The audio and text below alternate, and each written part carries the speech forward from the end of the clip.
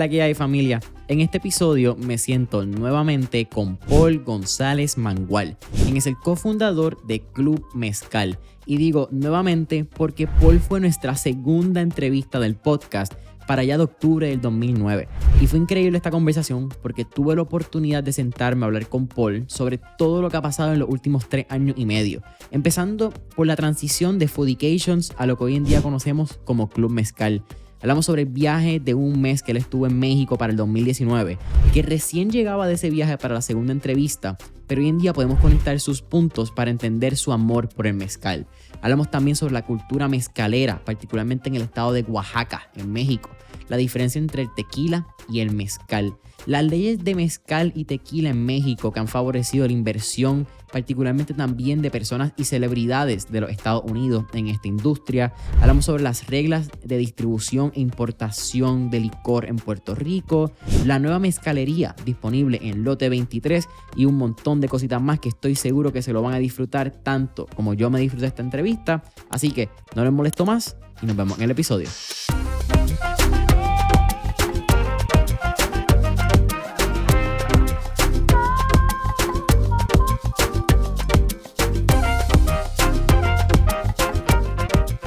Paul González Mangual. ¿Qué está pasando, brother? Bienvenidos nuevamente al podcast de Mentores en Línea. Pensé que no ibas a decir nuevamente. Oye, esto hay que hablarlo. Uno de estos episodios que pasan por causalidades. Y antes de empezar el podcast y hablar de toda esta trayectoria, la numerología que hay detrás de este episodio, mano, estoy bien contento que tengo la oportunidad de darte las gracias en persona. Porque, loco, fuiste el episodio número 2. Me tiré la tortura china y tú también, de escuchar ese episodio que fue grabado el 12 de octubre del 2019. Sin embargo, salió, creo que fue como el 4 de noviembre de 2019, valga la redundancia. Y, mano, fuiste el segundo episodio. Eso lo llevo en el alma y cuando a mí me preguntan de Paul tiene un espacio bien lindo en mi corazón y en mi trayectoria. Porque es bien fácil, después de 220 episodios, está el 222. El 222, tu segunda aparición del episodio número 2.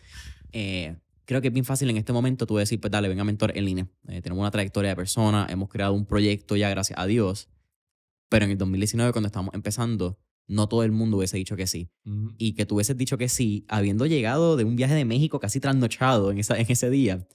Loco, te lo agradezco un millón, de verdad, porque fuiste parte del inicio, literalmente.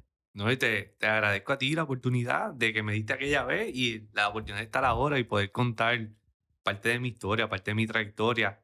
Es súper curioso escuchar ese episodio nuevamente. Yo te lo dije fuera del aire, no soy una persona que me gusta escucharme. Y el tener esa oportunidad de hacerlo llegó a muchos puntos y me hizo realizar muchas cosas. Pero antes de hablar de mí, también quiero felicitarte a ti porque el crecimiento que tú has tenido, no solamente como podcastero, sino como empresario, sino como persona, ha sido increíble. O sea, te escuchas en aquel momento, ¿tú tenías cuánto? Eso fue hace casi 4 años atrás, hace 3 años y medio. Tenías 20 años y demostrabas una madurez increíble. Y ahora con todo este conocimiento, con toda esta experiencia, el escuchar los últimos episodios, y voy a usar la palabra que más usé en ese episodio, trascendental. No sé por qué la dije tanto, pero esa era la palabra de ese año por alguna razón. Y ver esa trayectoria tuya también a mí me llena de orgullo y me gusta haber sido parte de esa historia y tener esa oportunidad. Pues yo no te di la oportunidad de entrevistarme, tú me diste la oportunidad de poder entrevistarme a mí. Y eso para mí, eso también vale un montón. Brother, de verdad, es bien triste lo que voy a decir porque no tenemos fotos de ese día. Ese día pasó tan y tan rápido. Creo que estaba tan y tan y tan embarrado que yo ni pensé. Lo único que tengo un Reels que sale como que tu mano y sale la mano de Miguel también, que fue quien nos dio la oportunidad en ese momento, shout out a Miguel Colón. Y ese episodio para mí es tan especial, esos 2 episodios, porque, pues nuevamente, después de 200 episodios, lo estuvimos hablando tan pronto entraste al estudio, las cosas han cambiado. En aquel momento era un micrófono en el medio, en ese episodio se escucha la máquina de hielo, escuchaba el aire. No estábamos en un estudio. No, estábamos en el medio de un coffee shop cerrado en Metro Office Park a las 11:30 de la mañana. Wow. hoy en día mirar con una producción, con cámaras, con buen equipo, también me da la oportunidad de tener un ejemplo vivo de lo que es el proceso. Y cuando Ujú. yo miro atrás y le doy este shout out también a la persona que fue quien me sacó de esta mentalidad de confort, que fue Cintia Martínez. Ojalá todo el mundo empezara con esto que tenemos hoy en día. Ojalá fuese igual de fácil tú mandar los mensajes, tener a las personas, tener estas conversaciones, como tú hablaste, a Ujú. este nivel de madurez. Pero es que si tú no empiezas por eso que pasó en el 2019, con un micrófono, con el miedo, sin saber cómo se va a escuchar, escuchándole tú diciendo, ay Dios mío, ¿cómo yo quito todas estas cosas? Yeah. Eso, el proceso no te lo disfrutas de igual manera, porque it's given. Y entonces, una de esas fue la frase del año pasado que me la terminé tatuando. Things are earned. Las cosas se tienen que ganar. Y cuando tú te das cuenta que it's earned, not given, Yeah. el proceso yo creo que es mucho más gratificante. O no necesariamente que sea mucho más gratificante, pero te abres más a tener una actitud de gracia ante los eventos y las circunstancias del proceso. No, estoy totalmente de acuerdo. Y algo que dijiste también, bien importante, es no estás detrás del dinero, estás detrás de crear valor. Y para mí eso es lo más importante. Y eso es lo que ha logrado que, a diferencia de muchos otros podcasts que hay que empiezan y se quitan, sino que tengas la oportunidad de decir, llevo 222 episodios y los que faltan, porque esto solamente está empezando para ti. Y es súper, te llena, a cualquier persona la llena de orgullo, porque muchos se hubieran quitado, muchos no lo hubieran hecho, muchos, si esto no me hace dinero, pues lo hago, no. Sino, estás creando valor, estás creando unas historias, un storytelling, estás creando una información histórica bien importante de personas que están también creando valor en este país para que otras personas también se puedan contagiar con esa energía, se puedan contagiar con esos consejos, se puedan contagiar con esa historia y entonces continuar ese círculo de positivismo y de buenas vibras para seguir creando cosas buenas que tanta falta hacen en este país. Sono político, pero no, Sí, no, pero lamentablemente las perspectivas políticas en el negocio están Ujú, presentes. claro. Porque estuvimos hablando ahorita de Jorge Rodríguez, también un shout out. Cuando el gobierno hace y deshace los negocios por sus protocolos y sus realidades, sin hablar ni más Ujú, ni menos, ni partido, ni nada que tenga que ver, pues la conversación sin querer, literalmente sin uno querer hacerlo, se convierte o puede tener un tono político. Pero es bien real y te agradezco lo que tú dices porque un valor intrínseco de mentores en línea casi, mano, que yo creo que bien poca gente sabe, es bien personal mío, es de estas historias, cuántas historias quizás van a ser escuchadas por los nietos, los sobrinos, personas ujú, de una generación después de estas personas que uno está hablando y van a conocer a sus papás o a sus abuelos en otra faceta. ya, Muchas veces tenemos la oportunidad de conocer a nuestros familiares por quiénes son, por nuestro papá, porque es nuestro tío, porque es nuestro abuelo, porque esa es la relación. Pero no los podemos conocer por su lado profesional, por la naturaleza de las relaciones que uno no quiera. O si lo puedes hacer, claro. son pocas las personas que tienen la oportunidad porque trabajaron con su papá, tuvieron una empresa familiar. Son bien pocas las personas. Y nosotros poder quizás aportar un granito de arena a esta bóveda del tiempo, esta cápsula que antes se metía en una tierra, ahora quizás está en un podcast o en Spotify en 15 20 años, eh, me llena de satisfacción porque siento que puedo aportar un granito de arena al legado de las personas. Yeah. Y yo quizás hubiese querido tener el legado de muchos de mis abuelos, de estas historias que son de boca en boca y hoy en día podemos plasmarlas en un medio y no tuve la oportunidad. Así que creo que también hago algo que yo hubiese querido poder hacer y lo doy para adelante a otras generaciones que, mano, que escuchen el éxito de sus abuelos, que Ujú, quizás si tú eres una riqueza, aunque tú digas, diablo, espérate, mi abuelo pasó por todo esto. Y quizás estoy hablando también en una hipótesis claro. completa de lo que podría suceder. Pero creo que si alguien en 15 20 años escucha a su papá o escucha a su abuelo o escucha a quien sea, va a entender las aguas que tú cargas y te das cuenta que estás aquí porque mucha gente sufrió y estuvo dispuesta a hacer las cosas que hicieron para que tú tuvieses una mejor vida. Ujú, Así que tú vives la vida soñada de muchos antepasados y no nos damos cuenta de eso. Y eso ha sido algo que he hablado recientemente en el podcast y como que me ha cambiado ese shift de, wow, esto no somos nosotros. Nosotros estamos haciendo muchas cosas que nuestros abuelos, nuestros bisabuelos ujú, hubiesen querido o soñaban que estas generaciones lo tuvieran y hoy en día lo tenemos y no lo sabemos aprovechar. O lo Claro. damos por sentado. Sí, no conocemos a muchos de nuestros antepasados cuando tenían 30 años, cuando tenían 40, los conocemos quizá a los 60, 70, y completamente diferentes seres humanos porque evolucionamos como seres humanos.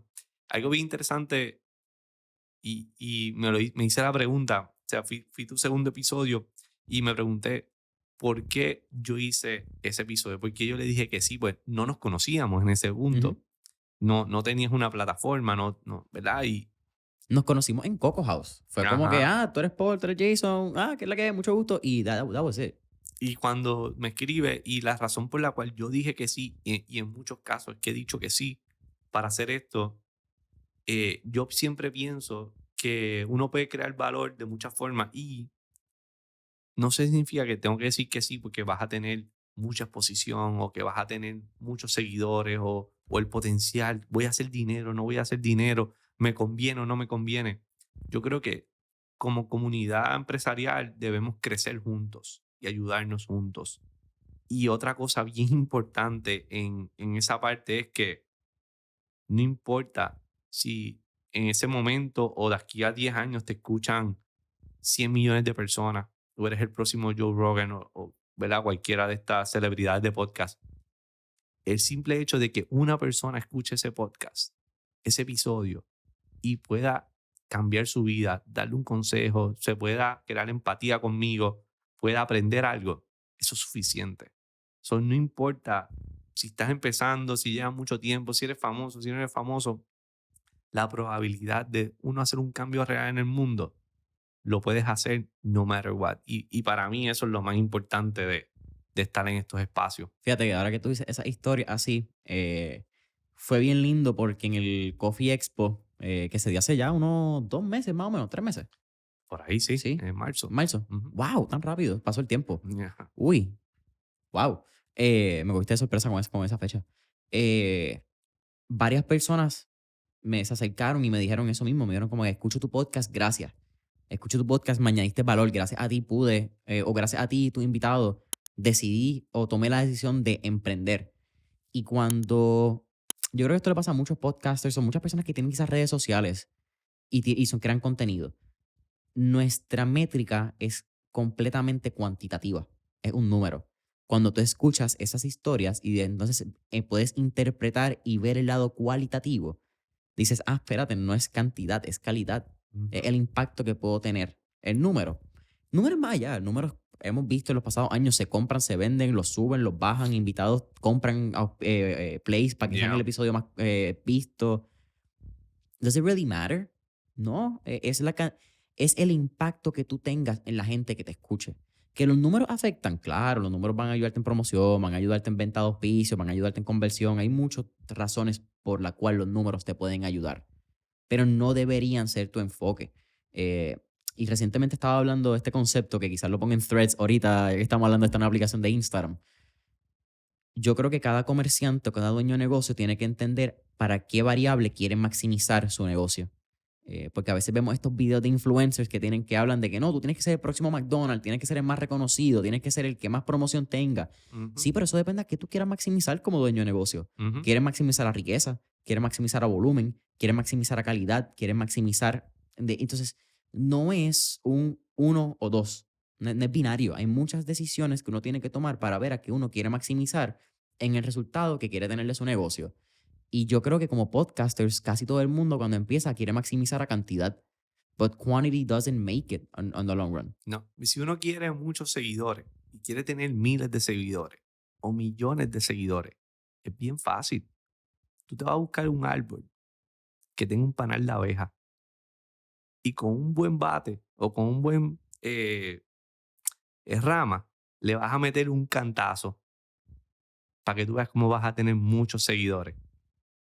Vas a tener miles de seguidores detrás de ti, si eso es lo que quieres. Pero esto no se trata de tener miles de seguidores, se trata de tener el mayor impacto posible en la sociedad, el mayor impacto positivo en la sociedad, desde la perspectiva, desde tu área, desde tu campo. Eso es lo más importante, sea una, sean dos, sean cinco, sean 1000, no importa cuántas sean. Pero si quieres muchos seguidores, pues búscate un panal de abejas. Vas a tener mucho. Vamos a hablar de unos temas que hablamos en ese primer episodio, el 12 de octubre. Ay, Dios mío. Yo lo voy a dejar tagueado el episodio abajo. Como que hay un bonche de ustedes que me están mirando en esa camarita, que son de los que van a ver los segundos episodios, el primero. Ustedes son los que nos dan los dolores de cabeza a nosotros. Pero ese episodio es bien loco porque cuando se graba, tú acabas de llegar, como mencioné, de unas horas, qué sé yo creo que en menos de 24 horas, 12 horas, tú estás llegando de la noche. Y llegabas de un viaje de un mes de México.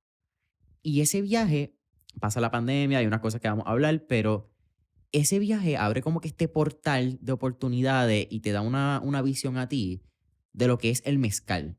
Y ese fue como que un viaje bien trascendental para ti porque ya tú habías visitado, usando la palabra trascendental. Esa es la palabra. Seguimos entonces con este, el segundo, el follow de esa palabra. Ya tú habías visitado México varias veces, había estado enamorándote de la cultura, la gastronomía, pero ese fue el viaje como con el pivot, lo que cambió. Mirándolo atrás, casi 3 años y medio, 4 años después, ¿qué tú puedes mirar de ese viaje que tú dices, wow, esto fue lo diferente y esto fue lo que me cautivó?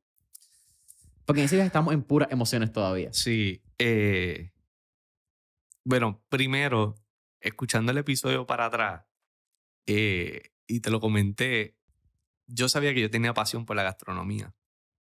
Pero cuando escucho ese episodio, me doy cuenta que mi pasión por la gastronomía es una cosa que ni yo mismo me lo creía de tanto amor que yo le tengo a la gastronomía y que le he tenido toda mi vida. Y que ha sido y continúa siendo la constante en todo lo que hago. Ese viaje de México definitivamente cambió mi vida por completo. Porque tuve la oportunidad de ir al corazón de la gastronomía mexicana por primera vez. Había ido a otras áreas de México, había ido a la ciudad, había ido a la península de Yucatán, había otras áreas, pero no había tenido la oportunidad de ir a Oaxaca. Oaxaca es uno de los estados más bellos que tiene, artístico, es donde sale el mole, las tlayudas, muchas de las gastronomía que hay y específicamente uno de los espíritus más bonitos, más limpios, más llenos de energía y de cultura, que es el mezcal. Y el estar en una finca de agave o en un palenque donde desarrollan el proceso del mezcal, eh, me hizo entender más y apreciar mucho más esa cultura mexicana. Y hasta me sentí, esto yo rara vez lo he dicho, yo siento que en algún punto de alguna otra vida, para los que crean en eso, tuve que estar, no sé si había sido mexicano, pero tuve que haber estado mucho tiempo en México. Déjame irme en este paréntesis del viaje para que me regrese a Oaxaca, pero ¿cómo tú describes ese sentimiento de llegar a un lugar donde tú sientes que has pertenecido previamente?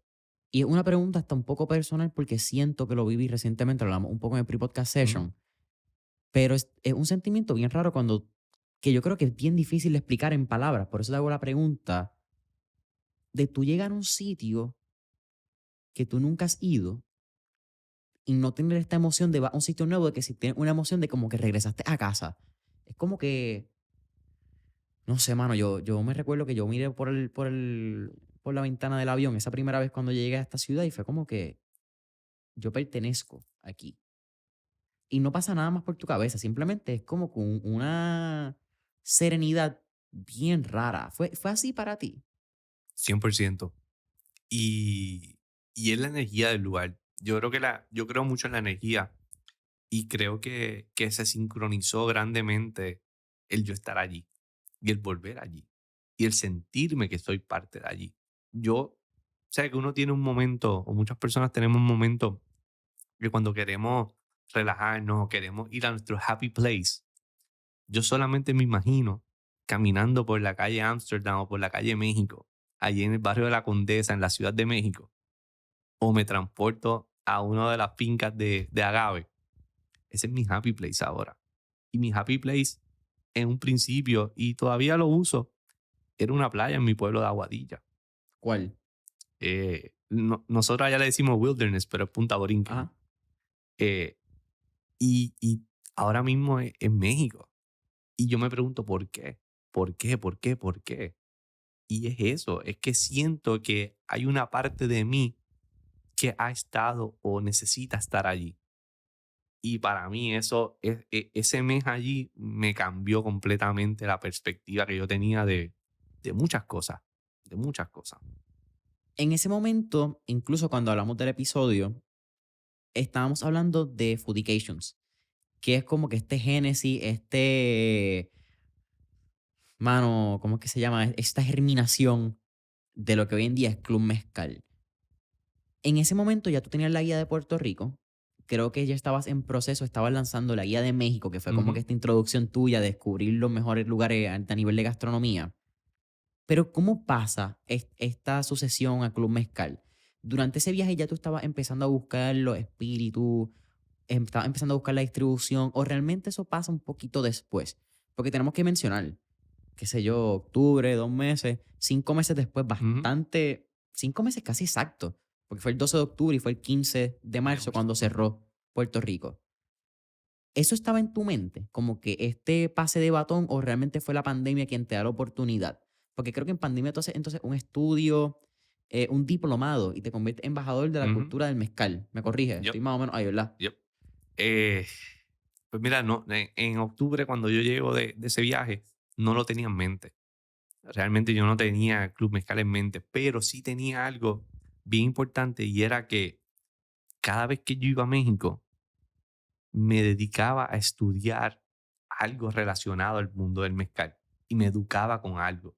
Desde un Airbnb experience hasta alguna cata que hubiera, algún evento. Y yo siempre me estaba educando en eso. ¿Por qué? Porque había dentro de todos los restaurantes, dentro de toda esta gastronomía, había una constante que me llamaba mucho la atención y era el mezcal. Y yo era bebedor de whisky. Me gustaban los whisky estos de Islay, de Scotland, que tienden a ser ahumados. Y no todos los mezcales son ahumados, pero hay algunos que son ahumados. Y es una característica bastante común. Y entonces cuando yo empiezo a probar esto, yo me quedo como que esto me gusta. Esto me llama la atención. Pero no es hasta que empiezo a entender la historia, la cultura y la tradición detrás del espíritu que me enamoro. Y me empiezo a educar y me empiezo a educar. Y cuando estoy haciendo la guía, que yo llego acá, ya la estoy redactando, eh, me doy cuenta que el mezcal es de lo más importante que hay en la cultura mexicana en cuestión de bebida y sin embargo no tenían el protagonismo en la escritura gastronómica en ese momento como lo tienen quizás los tacos, como lo tienen quizás otras El productos, guacamole. sí, otras recetas mexicanas. Y era, ¿por qué?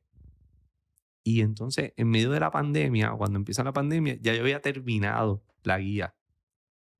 Había dado otro viaje a Oaxaca, justo antes de la pandemia, y la termino. Pero ¿qué pasa? La pandemia cambia todo, obviamente. Cierran los restaurantes, muchos iban a cerrar, y yo dije, este es el fin de este proyecto, punto. Pero en vez de ser el fin, fue la evolución.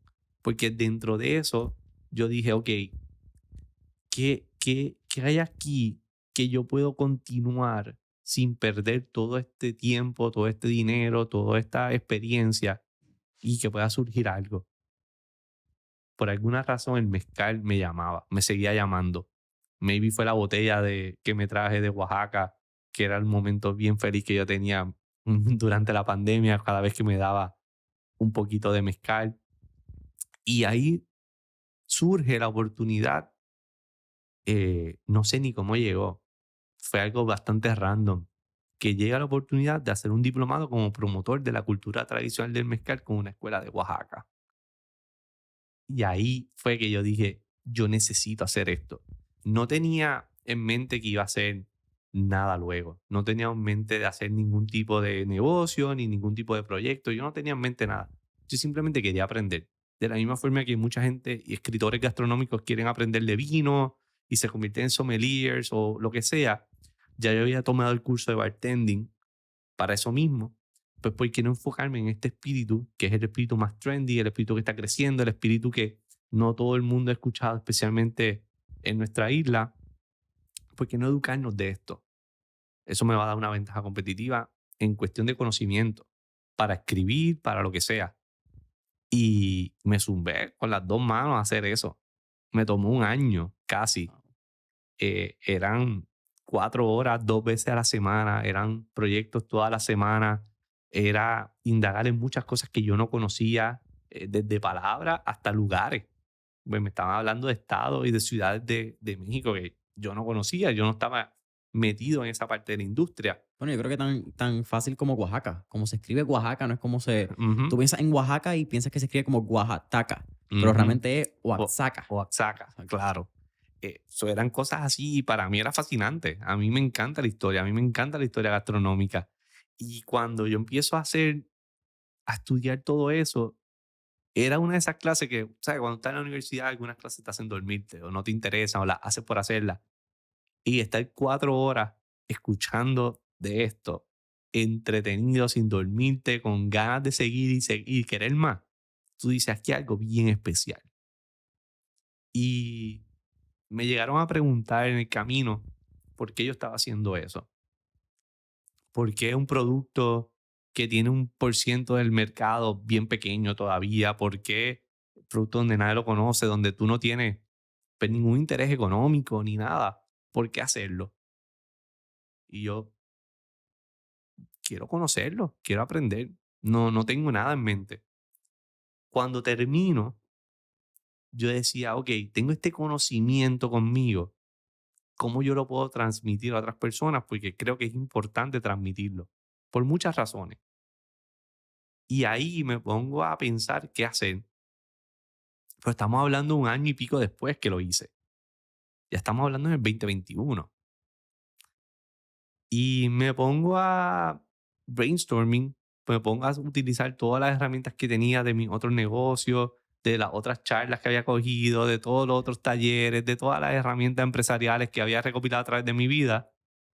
Y llego a esta plataforma educativa donde puedo, de diferentes formas, sean catas, degustaciones, pareos y diferentes vertientes, lograr llevar el mensaje de qué es este espíritu destilado con tanto misticismo y energía que hay en México. Y ahí lanzo Club Mezcal. Y lo más cool fue que, y le agradezco a todas las personas que tuvieron en ese primer taller, eh, yo creé unas cajitas con 4 onzas de mezcal y tenía el agave, tenía los vasitos, tenía las veladoras, que son los vasos de cristal, tenía hasta el bolígrafo para poder escribir en un papel de cata que logré hacer. Todo esto usando Canvas como herramienta, utilizando Amazon como suplidor de todas estas cosas, imaginándome cómo sería una cata en casa y que fuera lo más real posible. Desarrollo la primera y me lanzo por Instagram a lo loco, sin saber qué iba a pasar. Le entrego, las vendo. O sea, increíblemente se vendió en menos de 5 días los primeros 30 cajas Wow.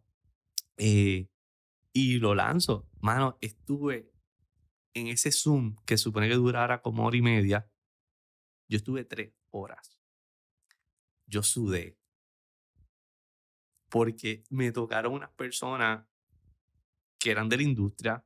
Habían bartenders, había gente que lleva mucho tiempo en la industria, sommeliers, había gente que sabía. So, para mí era un reto yo demostrarle que, pues, que también sabía de lo que estaba hablando, que no era un loco que estaba simplemente haciendo esto porque estaba aburrido y quería hacer par de pesos y estaba hablando de este producto. ¿Eso te sorprendió? El Sí, factor de que las personas que dijeron que sí ya tienen un conocimiento. sí, me sorprendió grandemente porque tenía un conocimiento básico, pero había que fine tune esos detalles que quizás no eran los correctos o 100% correctos o eran muchos mitos que todavía existen en el producto. Y fue bien loco porque, y más allá de eso, fue el interés de querer conocer más. Eso yo no me lo esperaba. Por eso, en vez de durar hora y media, duró 3. Pues yo no me esperaba que la gente fuera a tener ese interés, a que quisieran aprender más, a preguntar más del proceso, de la parte histórica. Y eso fue como que, aquí hay algo interesante. Aquí hay hambre de querer más. Y eso a mí me daba un pie forzado de qué es lo próximo. Y ahí sí ahí se activó la neurona empresarial, que es lo próximo, cómo vamos a impactar, cómo podemos llegar a más personas, qué puedo hacer para continuar y crecer esta plataforma aún más. Pero estamos en medio de la pandemia. So, era un poco limitado también lo que podía hacer. Claro. Así que lanzo una segunda, porque se quedaron gente afuera. Eran 30 porque pues, la botella tiene 25 onzas, so 3/4 de onza da para 32 personas. Era logísticamente más fácil, más costo efectivo. Y en esa vez le di hasta más, le di un poquito más. Pero entonces ahí empiezo a abrir las puertas con marcas. Llegué a hacer una desde una de unas tiendas de la distribuidora también virtualmente, hasta que finalmente en verano abren un poco los negocios. Y Roberto Verdecía, que en ese momento era dueño de Jungle Bird, me dio la oportunidad de hacer la primera presencial. Wow. Un shout out a Roberto, by the way. Tremenda persona. Yes, tremendo tipo. Episodio ciento algo. Pero tremenda historia de Roberto Verdesia y todo lo que es el corillo de la factoría y todo lo que han creado. Tremendo tipo. Sí, lo que han hecho es increíble. Pero él me da la oportunidad de hacerla y cuando yo veo que otra vez la gente apoyó, se vendieron súper rápido nuevamente, yo ver presencialmente la energía de las personas allí presentes, el interés genuino, el ver la gente simplemente callada, escuchándome lo que yo decía, viendo las fotos, viendo lo que yo estaba expresando del mundo del mezcal que lo había aprendido. Yo me quedé como que, ¿qué es esto? ¿En serio esto está pasando? Yo mismo no podía ni creer que la gente estuviera tan interesada en algo. Pues, oye, yo he ido a charlas y a catas y cosas, y llega un punto en que tú pierdes la audiencia, y especialmente cuando están bebiendo. Y acá era todo lo contrario, más engage, más engage, más engage, y yo era como que, ¿y quieren saber más? ¿Quieres saber más? ¿Quieres escuchar más? Dame más información, alimenta mi alma de conocimiento, y yo era como que, ¿what? Y después que se acababa, la gente me seguía haciendo preguntas. Era como que, ¿qué es esto? Yo decía, no soy yo, es el producto, es la magia que hay detrás de aquí, es eso inicial que yo vi cuando estuve allá.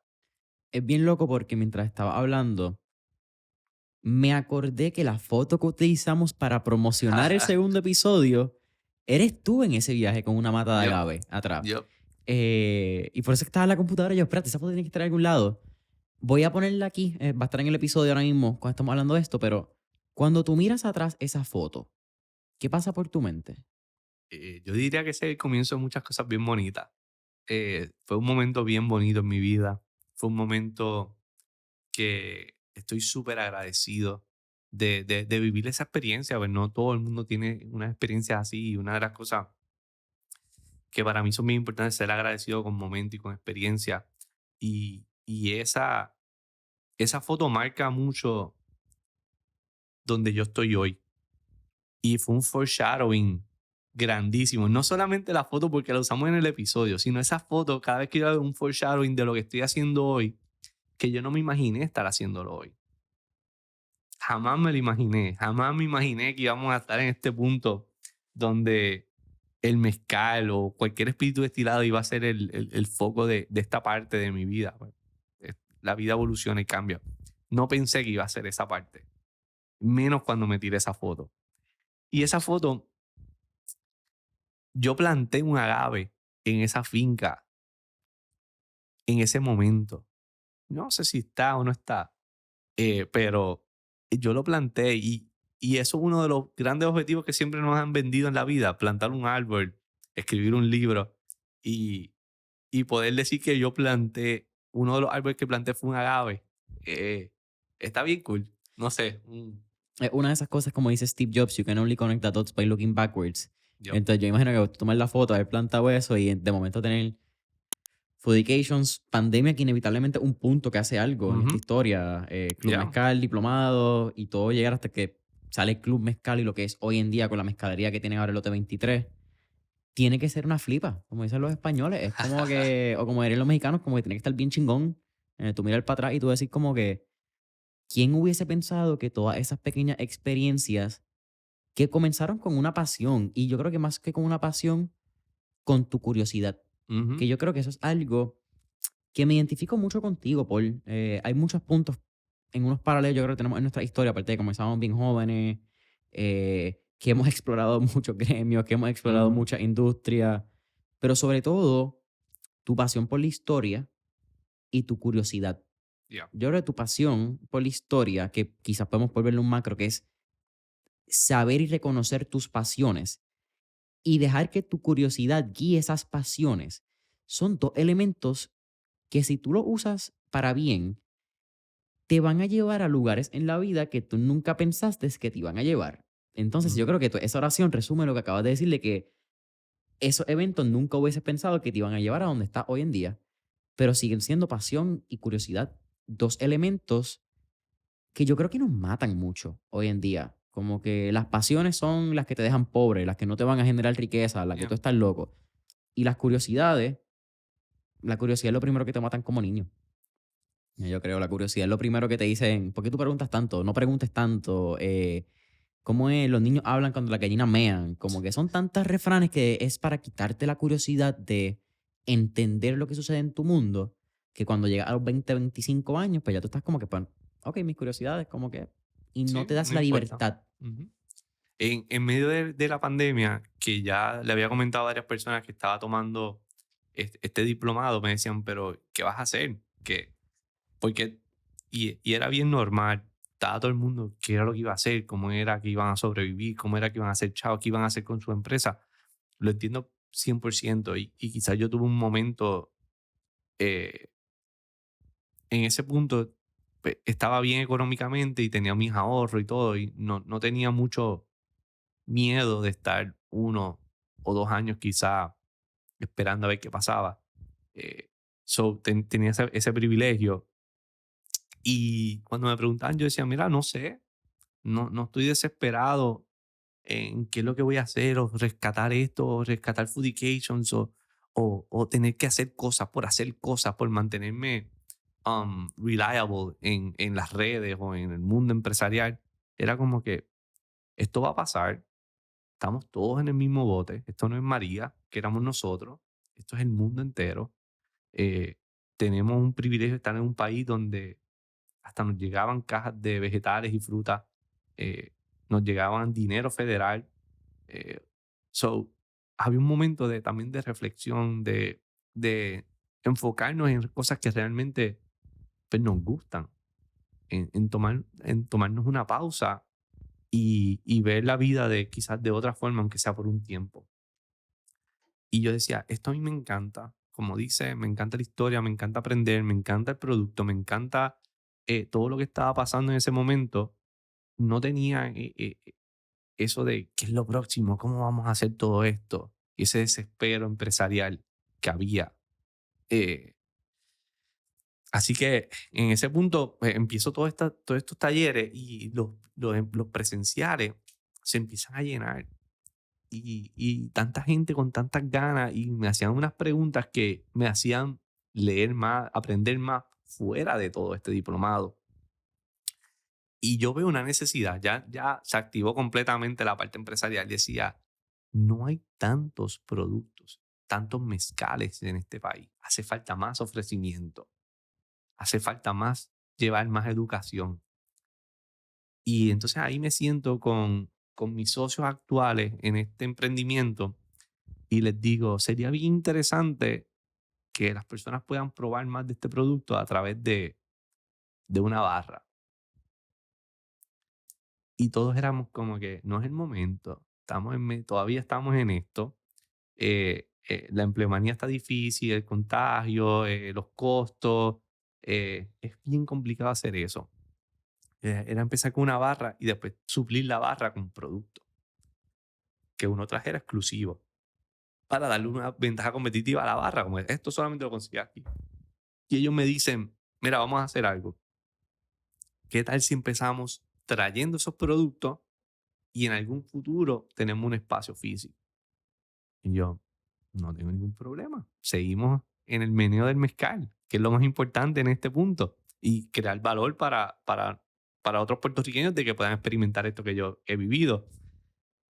Y empecé a escribirle a personas, a marcas que me gustaban de allá. Y me contestaron. La primera marca que contactamos fue la primera marca que trajimos al país. Eso no pasa. Ey, uno de uno. Eso es 100%. Eso no pasa. Y después nos reunimos con un montón más, porque esto es un proceso que se tarda un montón de tiempo. Empezamos a hacer lo que yo hacía cuando estábamos en los startups en el 2009, el 2010, vender lo que no teníamos. Porque es parte del proceso. Decíamos, ya estamos en el proceso de la permisología, de esto, la. Y tuvimos una buena química con esa compañía y nos dijeron que sí. Nos dijeron que sí, vamos para adelante. Y empezamos el proceso de la permisología. O sea, obviamente aquí es un proceso bastante divertido en este país, el proceso de la permisología. Lo empezamos a hacer y yo diría que después viajamos allá a conocerlos en persona. Y yo diría que como 7, 8 meses después, ya el producto finalmente llegó al país. ¿Cuál es ese proceso de distribución de alcohol? Porque me imagino que por ser alcohol hay unos requisitos súper Hay un rigurosos. montón de requisitos porque está la parte federal del Alcohol and Tobacco Bureau, que tiene que aprobar la etiqueta, tienes que aplicar hacia ellos, más está todo el proceso de no solamente distribuidor, de importador. Hay que sacar unos permisos de importación de bebidas alcohólicas en Puerto Rico y de distribución de bebidas alcohólicas, más todos los requerimientos de los federales, más todos los requerimientos después de impuestos, de arbitrio y todo de Hacienda. Es un proceso que toma mucho tiempo. Tuvimos una gran compañía que nos ayudó a desarrollar, a sacar los permisos mucho más rápido, pero tomó mucho tiempo en sacarlo. Y finalmente cuando los tuvimos, que traímos el primer cargamento para acá, habíamos pronosticado que se iba a vender en 2 meses, más o menos. Y nosotros íbamos a seguir pidiendo poco a poco.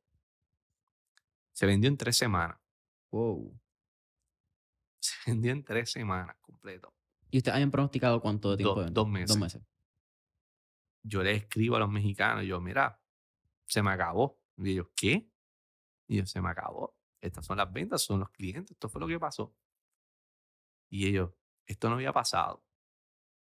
Y yo, pues lo que le estaba diciendo desde hace casi un año es que había mucho interés en este país. No es algo que yo empecé tanteando. O sea, ya había visto una parte educativa, ya se había hecho un esfuerzo educativo, ya se había hecho muchas cosas de llenar el interés de las personas, colaborando con otros colegas de otras marcas.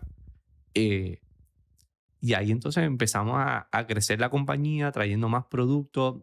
Tuvimos muchos problemas después en traerlo, porque ese fue el momento en que los puertos, había muchos problemas con los puertos, falta de empleados y se estaba tardando todo.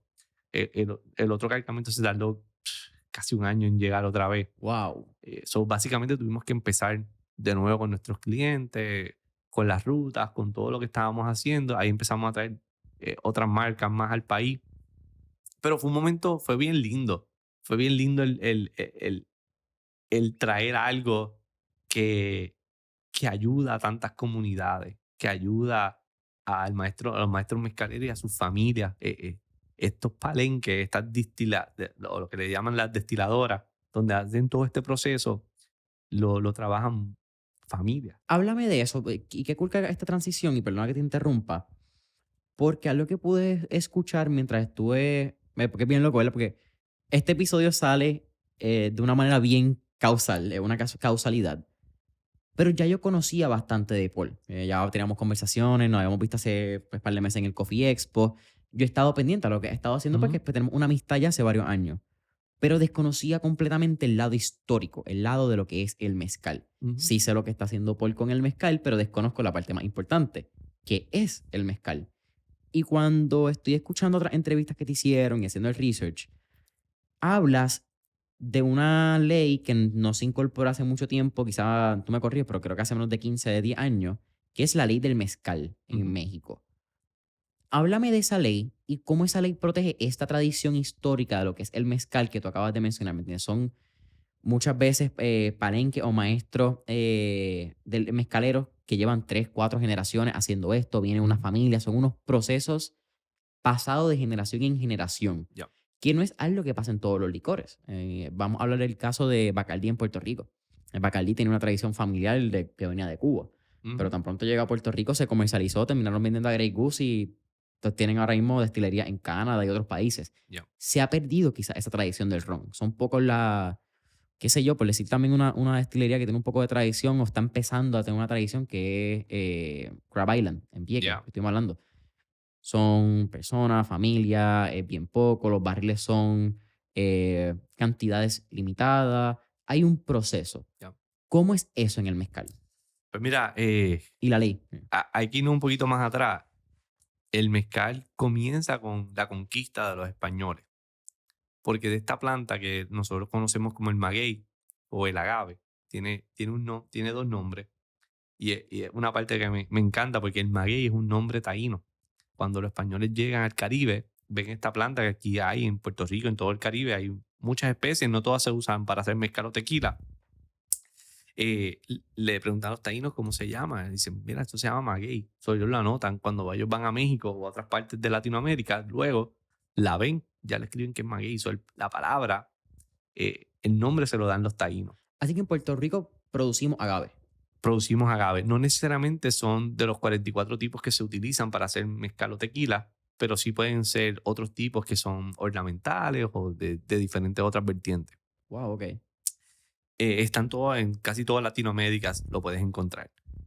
Así que cuando ellos descubren en México que lo están haciendo, ¿verdad? Y para dar un poquito de contexto, agave es el nombre científico que se lo dan los científicos, la mayor parte europeos, que luego van a México a estudiar esta especie. Por eso se le llama maguey o agave. El nombre común maguey, el nombre científico agave. Cuando llegan los conquistadores españoles, ya los mexicanos llevaban muchos años haciendo diferentes cosas con los maguey.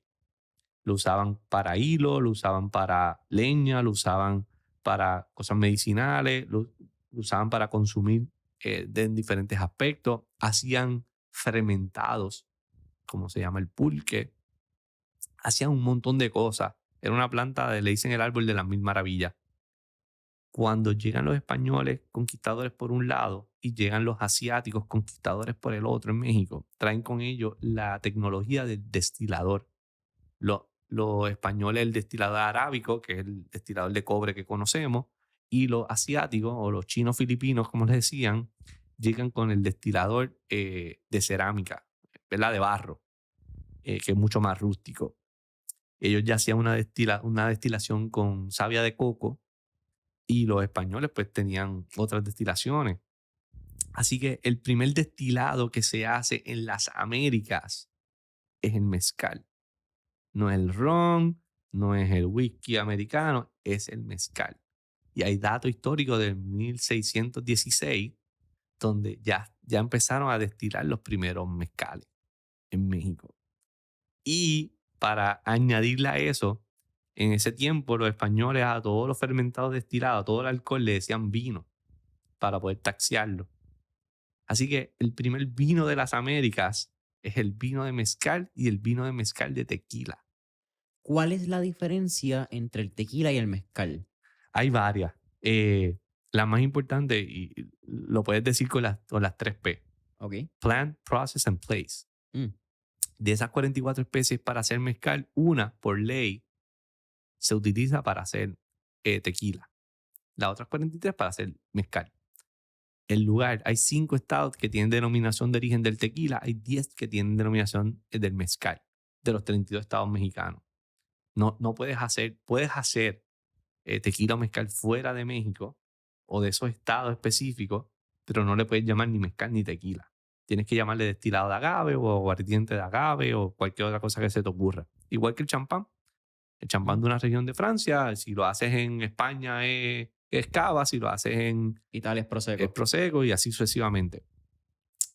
Y lo otro es el proceso. El proceso del tequila es un proceso industrializado, mucha maquinaria. El proceso del mezcal, en su mayoría, sigue siendo un proceso artesanal, rústico. El tequila tiene un ingeniero químico que lo desarrolla o un maestro destilador, como le llaman, y el mezcal tiene un maestro mezcalero que huele, toca, se lleva ya por su intuición y tiene esta receta generacional y comunitaria de hace 2, 3, 4, 5 generaciones. So, y no significa que el tequila o el mezcal es mejor que uno o el otro. Son mercados diferentes, procesos diferentes, y los dos son bien bonitos y los hacen bien y lo hacen con el corazón.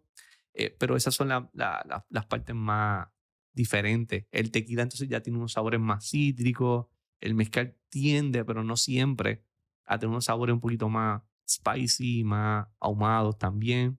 Son espíritus bien, son hermanos, pero todo tequila es mezcal, pero no todo mezcal es tequila. El tequila es un tipo de mezcal. En términos de cómo se bebe, eso es algo que me pareció bien interesante. Que aquí en Puerto Rico, a nivel mundial, la tradición del tequila es para arriba, para abajo, para el centro y para adentro. Yeah. Es en shots. El mezcal, aunque se sirve en vasitos o puede servirlo en vasitos de shots, no se toma de esa manera. ¿Cuál es la razón, la tradición detrás de cómo se debe degustar el mezcal? Yeah, esa es una muy buena pregunta. El mezcal se bebe a besos o sipiándolo. Ajá. Me gusta ser un poquito más romántico. Cabe mencionar, que lo mencioné en el primer episodio, pero Paul es escritor de poesía, también era el autor del libro Thank You, poemario de mis pensamientos. Extractos de mi diario. De mi diario. Sí. Pues, mira, cuando tú tienes el agave, tiene que estar por lo menos mínimo de 7 a 9 años en la tierra. Pero hay especies de agaves que están 12, 15 años, 18, 22, hasta 35 años.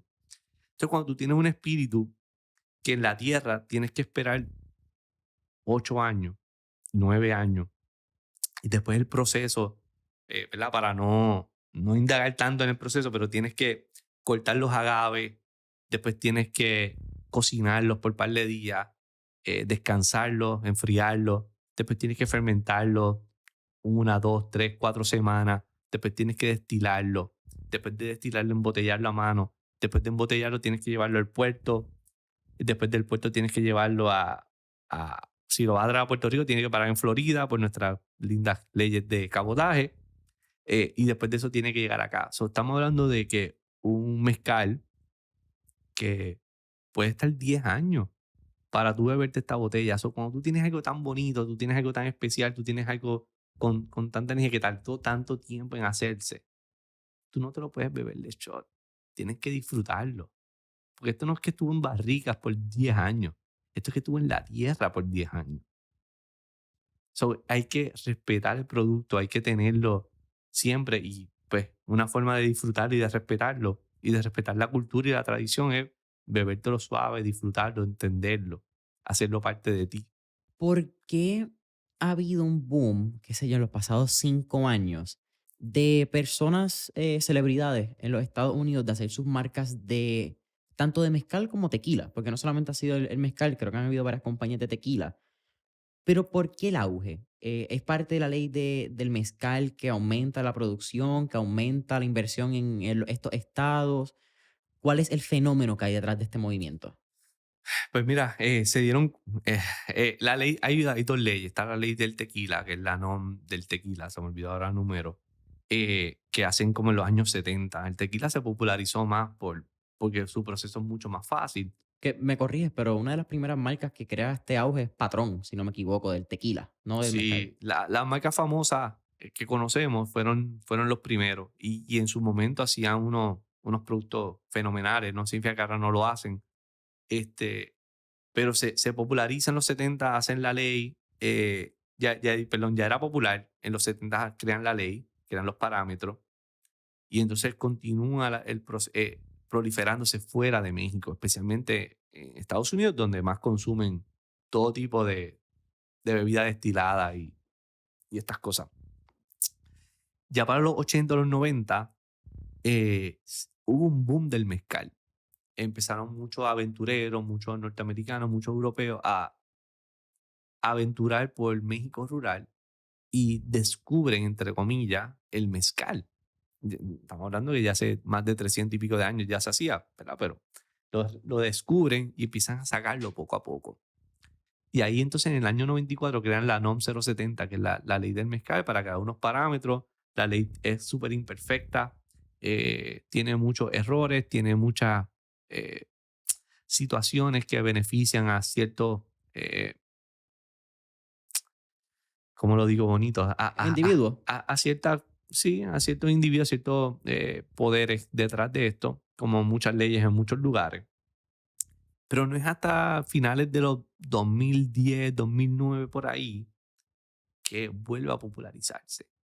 Porque entonces aquí llega este movimiento de hipsters y descubren la historia, descubren este espíritu limpio, descubren este espíritu con mucha cultura, con mucha tradición, con mucha energía, lo descubren nuevamente. Es un segundo descubrimiento del mezcal. Y entonces ahí empiezan, ya había marcas que se empezaron a exportar y se empieza a proliferar grandemente. Y todavía está creciendo su popularidad y se espera que para el 2026 sea el segunda categoría, ¿verdad? Los espíritus de agave, mezcal, tequila incluido, sea la segunda categoría de espíritus destilados más consumido en el mundo después del vodka. Después del vodka, hubiese pensado que iba a ser el vino. No, el vino está mucho más. Bueno, acuérdate, estamos hablando de espíritus destilados. El vino es un fermento, no No es un destilado. espíritu.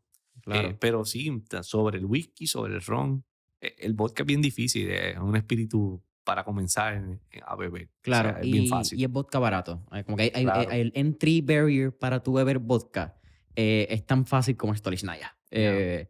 Y también yo creo que el hangover de la vodka lo hace en particular. Lo que pasa es que cuando uno tiene menos de 25 años, uno es inmune a ese hangover de la Sí, vodka. sí. Hasta que después de los 25 te das 2 palos de Tito, 2 palos de Grey Goose y estás al otro día que no aguantas esa cabeza. Y después de los 31 estás 2 días de hangover. Esa parte, gracias a Dios, todavía no le he llegado. Sí, yo te Pero lo digo por experiencia y porque no me lo disfruté. en 6 años volvemos a tener esta conversación y hablamos entonces del hangover.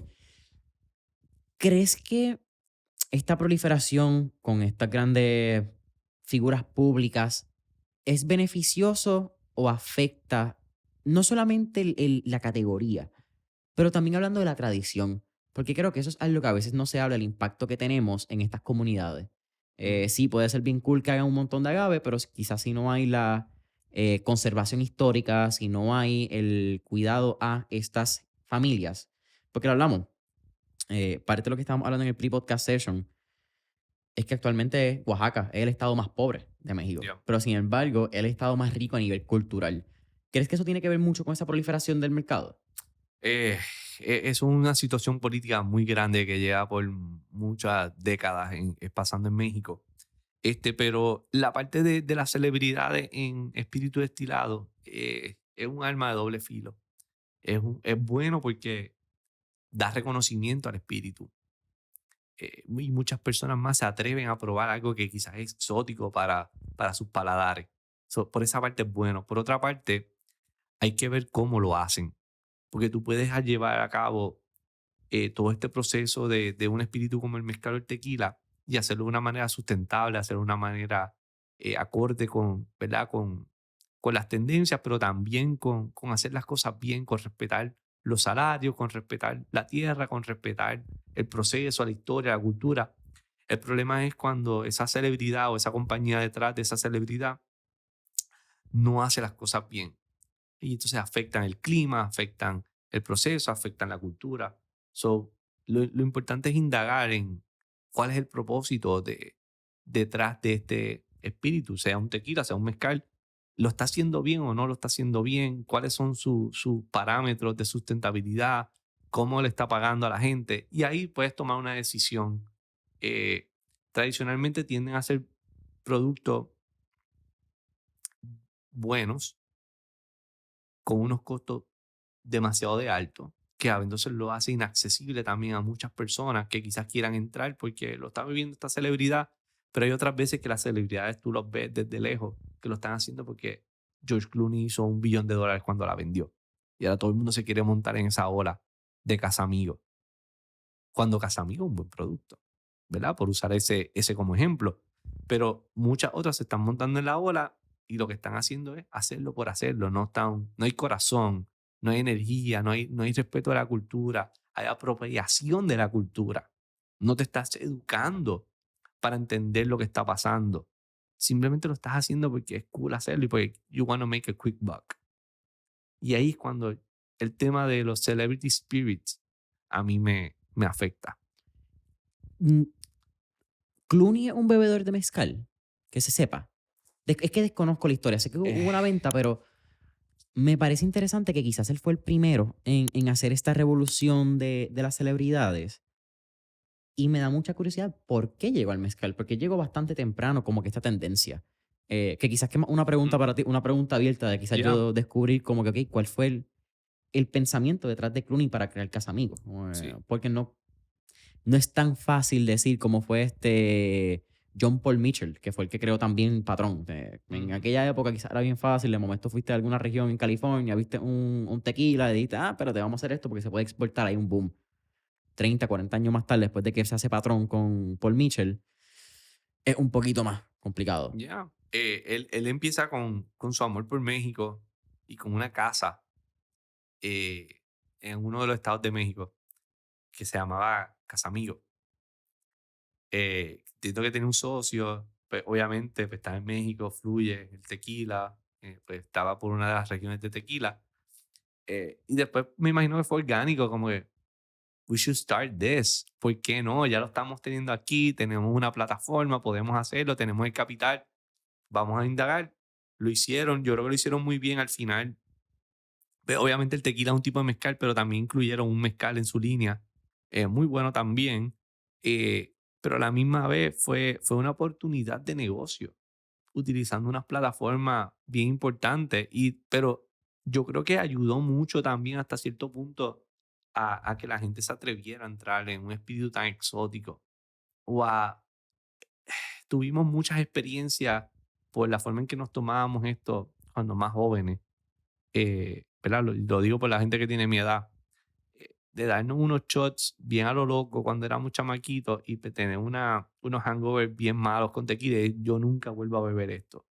Y yo creo que Clooney, con lo que hizo y algunas celebridades también, abrieron las puertas nuevamente a que estas personas que le huían, decir, oye, déjame intentarlo nuevamente. Pero ahora nos toca a otras personas, entonces, educar al consumidor, decir, ok, vamos a probarlo, vamos a tomarlo de esta forma, entiende lo que está pasando, entiende la cultura, respeta la cultura y entonces trátate, maybe otros que no sean celebrity, que lo están haciendo familias, que lo están haciendo maestros mezcaleros, que lo están haciendo personas que llevan muchas décadas haciéndolo, y darle esa oportunidad también a ellos para explorar esto en otra perspectiva. Háblame de el proceso, ¿verdad? Porque ahorita estábamos hablando, comienzan en el lado educativo, pasan al lado de importación y distribución Ujú. de los productos del mezcal o destilados del agave. Y al momento que salga esto, hace como un mes, más o menos, abrieron entonces la primera mezcalería de Club Mezcal Ujú. en Lote 23. Háblame de, uno, la experiencia y cómo viviste poder montar esto que hace 3 años, hace 2 años, te estabas imaginando. Era como que simplemente una visión y era la meta o una de las metas. ¿Y qué ha sido ese proceso al fin y al cabo? ¿Y qué podemos ver allí? ¿Cómo podemos visitarlos? ¿Qué días están abiertos? Hazme la promoción y también va a ser el recorrido y suma, sabes que esto es Pues familia. mira, antes de hacer la promo, yo cuando surgió la primera idea de crear un espacio, y los socios pues, ¿verdad? Me hicieron llegar a un punto de, mira, eso no es donde debemos empezar y tenían toda la razón del mundo. A mí se me olvidó. Yo nunca volví a pensar en más en eso. Estaba bien enfocado en esta parte y, ¿verdad? Y a diferencia de lo que quizás tenemos en mente o nos gustaría, los negocios toman tiempo. Eh, Esto no es, empiezo mañana y tuve un poquito de éxito y ya el otro día voy a tener éxito. Esto no es muchos likes y muchos shares. Esto toma años en levantar una compañía, no importa lo que sea. So I was in for the long run. So eso se me olvidó. Entonces surge la oportunidad de la plataforma que ahora se ha convertido Lote 23 con el programa de John Paulin, que es una incubadora empresarial, pero enfocada en compañías culinarias y abrió su convocatoria para una segunda generación. Y visualizamos, lo evaluamos y dijimos, qué bueno sería tener una plataforma donde podamos llegar a nuestro mercado y a otras personas para que puedan poder elevar la categoría del mezcal. No de nuestra marca, la categoría del mezcal completo, porque si más personas beben mezcal y tequila, al final van a ver nuestros productos y los de nuestros colegas. Yo no les digo ni competencia, son colegas, muchos somos amigos o hemos colaborado a través de Club Mezcal y utilizar a Club Mezcal, que es una entidad mucho más neutral, para entonces exponenciar esto. Pues no tenemos unos presupuestos de marketing gigantescos, quizás como las distribuidoras grandes, pero sí podemos crear este espacio para educar. Yo no veo que esto sea una barra, yo lo veo como un espacio educativo que vendemos cócteles, que vendemos mezcales por onza, que vendemos flights. Y ¿Qué son flights? flights son 3 shots, por decirle shots, ¿verdad? 3 onzas de diferentes mezcales que está curado para algo en específico. Si eres fan del whisky o el ron, pues estos 3 te van a ayudar a que entiendas el mezcal cuando eres fanático de eso. Mm, O, como a mí me gusta decir, transformarte del whisky al ron al mezcal. ok. Esos son como un sampler. Ajá, un Como pasa a sampler. veces en las cervecerías que te dan como que dos oncitas. Exactamente, Cool. exacta. Y se le llama flights. Flights. Y están curados, dependiendo, ¿verdad? En qué categoría. Si entro, introducción al mundo del mezcal, o quieres explorar los agaves silvestres, o te gusta el ron, o quieres celebrar o tener mezcales de celebración, ya están curados de una manera lógica para que puedas tener una experiencia diferente del mundo del mezcal. Oh. Cuando nos dan esta oportunidad, dijimos, mira, nosotros tenemos parte de la materia prima, ya tenemos un grupo, una comunidad que nos sigue, ya tenemos relaciones con muchos de los distribuidores y colegas que tienen otras marcas. Y Lotte nos va a dar unas ventajas también competitivas para poder exponernos a un mercado bien importante en la comunidad de Santurce y un mercado estratégico que ellos impactan allí. Y fue como que pues vamos a lanzarnos. Hicimos el tasting, les gustó, nos dieron la oportunidad y abrimos ahora en junio. Y ha sido una revelación completa. O usando la palabra, ha sido bien trascendental lo que ha ocurrido. Porque no lo esperábamos que fuera de esa forma. No esperábamos que el público nos fuera a apoyar tanto, que la energía fuera tan bonita y que muchas personas que ni siquiera miran el rótulo y dicen, Club Mezcal, ¿qué es esto de mezcal? Y uno los educa, se toma el tiempo de educarlos y se atreven a probarlo. Se atreven a probar la piña colada tradicional con mezcal en vez de con ron. Se atreven a probar un mule que en vez de ser con vodka, pues, que, ¿verdad? Que le llaman Moscow Mule, pues acá le llaman Oaxaca Mule, porque el mezcal es de Oaxaca, o en su mayoría. Y así sucesivamente tenemos unos cócteles que son bien fáciles al paladar y a poder introducirte al mezcal si no lo conoces. Y si lo conoces y quieres probarle otra perspectiva, pues lo tengas también la oportunidad de hacerlo. Y se ha convertido en un espacio bien bonito para eso. Y yo se lo digo, lo hablamos los socios y lo hablo con las personas. No es como un producto para uno sentarse y ¿cómo te digo esto? O sea, no es una barra. Sigue siendo una plataforma educativa como fue desde un principio Club Mezcal. Lo único que ahora el producto es de una manera diferente. En vez de ser un taller, ahora es un cóctel. Y lo más cool de esto es que uno de mis socios en esta compañía es uno de mis mejores amigos de Aguadilla. Nosotros nos criamos juntos, el licenciado Félix Armentero, nos criamos juntos, estudiamos juntos en la high, en la universidad también, y siempre hemos tenido una amistad, yo lo considero como un hermano.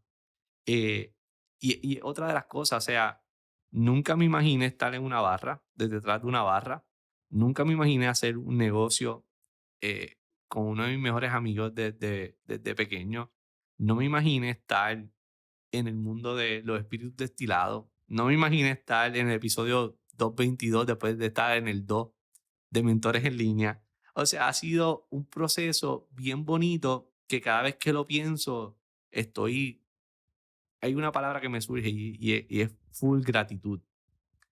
Porque no me lo imaginaba cuando llegué de ese viaje, no me lo imaginaba en medio de la pandemia, no me lo imaginaba en ese punto, pero lo dijiste ahorita, el quote de Steve Jobs, Connecting the Dots.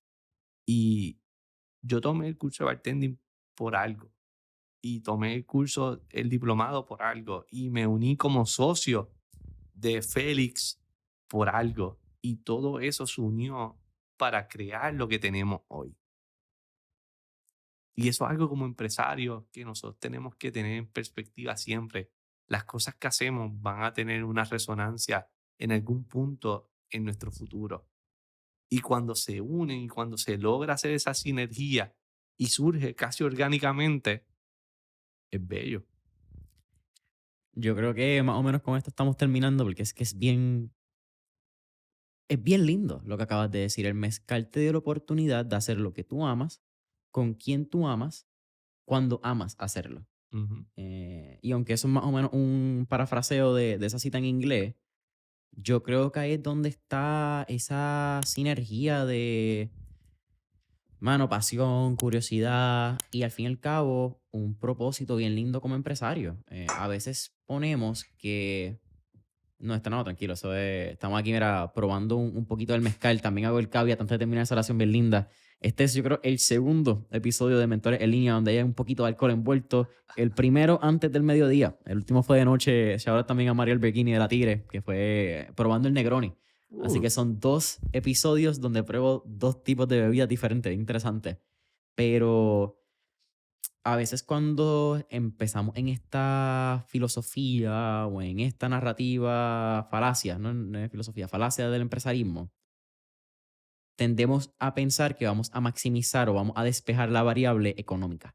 ujú, Solamente pensamos en el dinero, pensamos que vamos a ser empresarios para generar riqueza, para whatever. Y sí, generar riqueza es importante. Tú hablaste ahorita del ahorro. Eso es una forma de preservar tu riqueza. Creo que es la manera más importante de tú preservar tus riquezas para que en momentos como estos ya, no tengas que buscar otras fuentes. Pero el dinero solamente es un mecanismo para hacer lo que tú amas, con quien tú amas, cuando tú amas hacerlo. El libro de Morgan Housel, Psychology of Money, tiene esa cita y por eso que lo saco de ahí. Dice que el dividendo más grande que pagan las riquezas es hacer lo que tú amas, con quien tú amas, cuando tú amas ya. hacerlo. Y cuando tú le pones ese filtro y ese propósito a la generación de riquezas, cambia. Porque entonces ya tú no vendes un producto, tú vendes la educación, tú vendes la pasión por el mezcal. Ujú, Entonces, que el producto o servicio que tú terminas vendiendo sea algo físico, perfecto. Pero el negocio de la compañía no es vender mezcal. El negocio de la compañía es la exactamente. educación y el paso de una pasión. Y eso es bien lindo. Creo que eso también hace, lo hablamos un poco también en el segundo episodio, pero así sale el Coffee and Chocolate Expo. Ya, Sale de pasiones, full sale pasión. de tú en el 2008 coger un taller de barista con una pasión de quizás en algún momento abrir un coffee shop cuando eso no la había. Y eso termina en un evento que este año estuvo espectacular. Fueron cuanto más de 20,000 Sí. personas. Una bestialidad de evento. El que fue lo pudo ver. Las marcas que estaban cada vez son más presentes. Cada vez los booths son más grandes. Ven más presencia de marcas pequeñas como Ujú, marcas grandes que reconocen el propósito de educación, el propósito de unir la cultura y de unir a todos los cafeteros en un lugar. Que me parece un paralelo bien lindo porque ahora está uniendo a todos los mezcaleros en un en un lugar. solo lugar. Sí. Así que, Paul, Bueno. fueron hace 220 episodios que estuvimos aquí por primera vez, así que no te salvas de las 4 preguntas de fuego. Muchos invitados más cortos que repiten se las salvan, tú no. Así que la primera pregunta que le hicimos creo en el primer episodio también, si tuvieras la oportunidad de estar en esta película de Back to the Future y tener un DeLorean, ¿a qué época, década o periodo histórico te gustaría ir y por qué?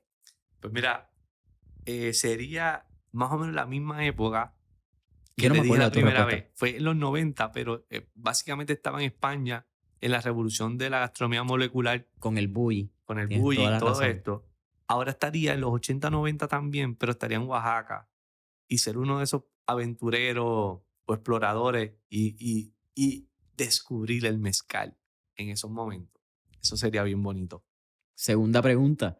Tenemos un playlist del podcast que se llama Mentores en Línea, el playlist.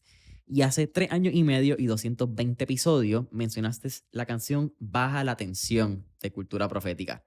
Así que 3 años y medio después, ¿qué canción motiva o pompea a Paul González Manguel? Sigo en la línea del rock en español. Yo escucho mucho música latinoamericana, especialmente rock en español mexicano, argentino. Y últimamente he estado bien enfocado León Laguerri, Zoé, Babasónicos, Soda Stereo. Es algo que ha sido bien constante en mi vida. O playlists de moods, ya sea de pensar, ya sea de relax, ya sea muchos moods en Spotify. Tercera pregunta. ¿Qué 3 libros les recomendaría a nuestra audiencia? Mira, yo creo que el libro más importante, no sé si lo mencioné la otra vez, es Start With Why. Yo creo que no, porque para ese episodio esa pregunta no ¿No estaba, yo estaba? creo. Pues Start With Why de Simon Sinek, yo creo que empezar con el porqué y entender tu porqué y tu objetivo es una de las enseñanzas más grandes que me enseñó mi papá y después lo validé con Simon. Otro libro que me está por llegar en estos momentos, que quiero leer, me interesa mucho, es Think Wrong. Una filosofía de pensar las cosas diferentes, de una perspectiva diferente. Me entusiasma mucho. Y lo otro es que muchas veces personas cercanas a mí me dicen, ¿cómo tú te enteras de estos restaurantes, de estas tendencias, de estas cosas que están pasando? Y yo tengo varias aplicaciones como Flipboard, Google News y otras más que las manipulé para que solamente me sacan cosas de industrias que yo quiero, especialmente la industria gastronómica. So, siempre estoy leyendo, además de leer libros, pero también leyendo qué es lo que está pasando en el ecosistema culinario, no solamente a nivel local, pero más a nivel internacional. Y eso me mantiene más al tanto de las tendencias y de todo esto, que leer libros es súper bueno, pero yo creo que complementarlo con información curada del internet, no esclorear, scroll como un loco, sino buscar eso que te llegue de una manera condensada también es súper bueno. ¿Cuál es tu última pregunta? ¿Cuál sería tu último tip o recomendación para nuestra audiencia? Esa no me la esperaba. Esa es vieja. Mira, Ahí no te salva. estamos hablando del mezcal. So, lo más importante que quiero que se lleguen con el mundo del mezcal es que el mezcal se bebe a besos. Cada vez que alguien se da un shot de tequila de mezcal, a mí me da un punzón en el corazón que me duele. No importa en qué parte yo esté, si estoy durmiendo, lo siento que alguien se lo dio. Porque hay mucha cultura, hay mucha tradición, hay muchas cosas pasando, hay mucho tiempo que se tardó en llegar eso a nosotros y no disfrutárselo a mí me duele. So, siempre es importante que tengas un espíritu estirado, es que lo aprecies realmente y seas bien agradecido con él. Paul, para mí es un honor, es un orgullo y es un espacio de gratitud. Más que nada poder tenerte aquí en el episodio 222 nuevamente después de 3 años y medio. Vuelvo a repetir las palabras que te dije. Gracias por haber confiado en este proyecto cuando no era un proyecto, cuando era un sueño. Cuando no había una carátula, cuando no habíamos salido, cuando no había ningún seguidor ni ningún like como tú estabas mencionando. Cuando había un propósito y había una misión. Y eso se aprecia mucho y más que nada uno lo agradece y uno lo respeta a largo plazo. Así que, gracias por estar aquí, gracias por darme a probar mezcal por primera vez. Eso, Mira, gracias a ti, eso merece un brindis. hey, Y dice, esto va a estar a mitad. Eduardo, corta esta pantalla, lo hacemos para que la gente vea el shotcito. Mira, dice, para todo mal, mezcal. Para todo bien, también. Si el mal es del corazón, con más razón. Si el mal es renuente, hay que intentarlo nuevamente. Y si no hay remedio, 1,5 litros. Así que para arriba, para abajo, para el centro y momento. Bendito mezcal, dulce tormento. ¿Qué haces afuera? Vente para adentro. Estiro el brazo, encojo el codo y me lo chingo todo. Pero a besito. Así que salud y gracias, Jason. Salud, brother. Cuéntanos, ¿dónde podemos conseguir Club Mezcal, Lote 23? Redes sociales, programas educativos que tenga. Zúmbalo, tú eres un veterano, aquí sin Pues miedo alguno. mira, Club Mezcal, estamos localizados en el Parque Gastronómico Lote 23 en Santurce. Allí estamos de jueves a sábado de 12 a 10 y los domingos y los lunes de 12 a 8.